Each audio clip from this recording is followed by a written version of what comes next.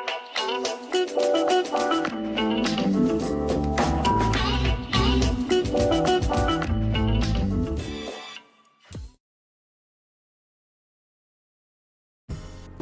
everybody, this is Tracy here with another edition of A View from Tracy's Point, and we are here to talk about today's controversy of the day on social media, which involves a restaurant in Dallas called True Kitchen and the restaurant's owner Kevin Kelly having a breakdown, or should I say chastising his customers for twerking at his restaurant. And so it seems as though he had a DJ playing music. The DJ put on some music that got people up and dancing, and he was like, no, we're not doing that here. You come here to sit down and eat, not to come in here and shake your behind all over my restaurant.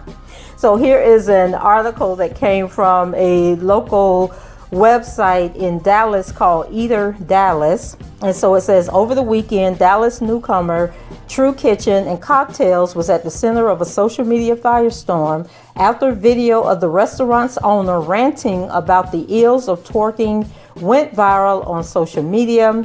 The video, posted to Twitter by user @DJGreenVillain, depicts a person who looks a whole lot like True Kitchen owner Kevin Kelly throwing a massive fit over a group of women who were reportedly twerking to the music played by the restaurant's DJ. According to one source, the song that spurred the incident was Dallas rapper Lil Ronnie Mother F's Circle, Throw That Ass in a Circle. Never heard of him and never heard of the song. And so it goes on to say, quoting the owner, saying, all this twerking shit, don't bring it in here because we're a restaurant. If you want to do it, get the F out my restaurant. Don't do it again. I don't want to hear it. If you don't like it, get out because I don't need your money. So, do you guys think that this is going to really hurt his business? Like, are people going to stop coming there? You know, we live in this era of the so-called cancel culture, you know, which really only applies to people on social media, because people that don't be on social media, and half of us who are on social media really don't have time to be around here trying to cancel somebody just because they don't do something that we don't like. And so the article went on to say, since being uploaded to Twitter, the video has racked up tens of thousands of likes, shares, and comments, most of which are critical of the restaurant's handling of the incident. One user referred to Kelly as the twerk tyrant, while others pointed out that the bar does sometimes advertise itself as a nightclub, as in the ticketing page for its upcoming New Year's Eve event, which is selling $10,000 tickets to sit and drink in its nightclub section. Mostly, though, people were just shocked that a restaurant owner would start yelling at an entire dining room full of people. A comment floating around on social media attributed to Kelly's Facebook page claims that the women were dancing on the restaurant's furniture and was asked multiple times to stop before the rant ensued. And then Kelly wrote on his Facebook, no song played is an excuse to stand on our furniture and do what this lady did. As for my delivery, I can assure you I was a gentleman earlier, but my nice words weren't expected. So it looks like he actually tried to talk to the women and they weren't paying attention.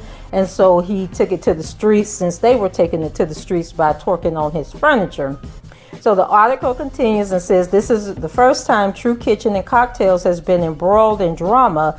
Kelly, who also owns a similar restaurant called Taste Bar and Kitchen in Houston, is currently being sued by his former business partner and chef, Don Bowie, who claims that Kelly stole the recipes for True Kitchen and Kocktails from Taste. Back in August, Bowie asked a Houston judge to issue an injunction to stop the restaurant's opening, but that ultimately did not happen. Because social media loves relentlessly dunking on people in situations like these, there is now an increasingly popular hashtag True Kitchen Menu, making jokes about the hypothetical dishes that the restaurant might serve. And some of those that they're sharing in this article are rise and grind grits, these hands rolled sushi, And then there was a couple of other ones. So guys, what do you think about this controversy? Do you think it is appropriate for people to be in a restaurant and just because a song comes on that they like, that they get up and start dancing and twerking? People also compared this to other high-end restaurants and were basically saying if you were at Ruth Chris, you wouldn't be getting up dancing if music came on. And that was actually, Ruth Chris was trending, and that's what made me even click on the story, because I was like, well, what's going on with Ruth Chris? And so people were making that comparison, and then I'm like, Ruth Chris probably woke up and was like, why are we trending? That to be true. Why am I in it? And you could have did it. See how I get drawn into you never apologized. And then went on and found out that it was some of this ghetto mess right here. And so there was a girl who made a comment on Twitter, and she said, how you mad at women twerking in your restaurant while having a DJ playing Body by Meg Thee Stallion in full blast in your establishment? And so she was saying that, you know, you played the music, what did you expect? And I guess what he expected was that regardless of what was playing, like the music was just the ambiance for the restaurant, you know, to make people feel good. That doesn't mean that you get up and start dancing. And so she got quite a few comments. And so one of them, and it was actually the Jessie Woo who made that comment about why are you getting mad when you were playing the music. And I believe she is on Love and Hip Hop Miami, and she is also one of the people that called out the producer Detail, you know, saying that he was sexually harassing people.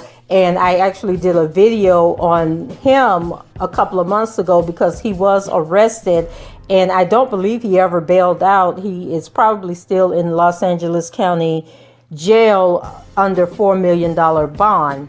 So anyway, this guy named Gudsutsky wrote, I've heard all kinds of music in restaurants and have never got up on the furniture and started dancing while people trying to eat. And then Jason, your gay BFF, wrote, can we discuss how he didn't have a mask on but was saying all that mess? The misogynoir was clear.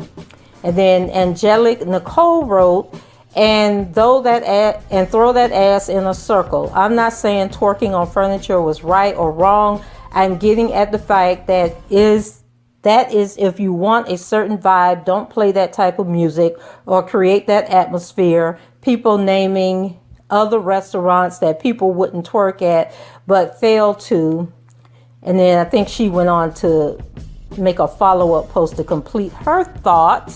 And then I think she continues. She says, why is the music being played here? It's effing music. Nothing those people sing is going to make me throw out common sense and allow a stupid man to degrade me for something so simple as it's a restaurant where others eat and they play the bops.